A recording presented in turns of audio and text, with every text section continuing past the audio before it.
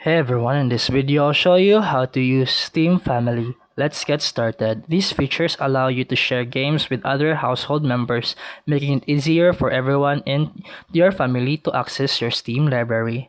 First, make sure the people you want to add are friends on Steam.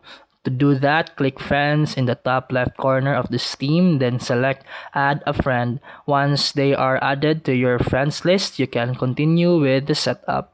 Next, click your account name in the top right corner and select Manage Account. From there, click Store Preferences, then choose Family Management from the menu on the left. Now, click the Create Family and enter a name for your family group, then click Create.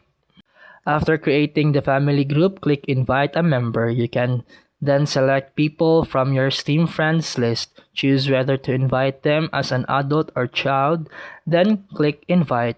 The person you invite will receive a notification in Steam.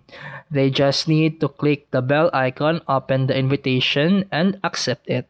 Once they accept the invitation, you can start sharing games through your Steam Family library. When you open your library, you'll be able to see and install games shared by other family members. For example, if someone in your family owns a game, you can download and play it from the shared library.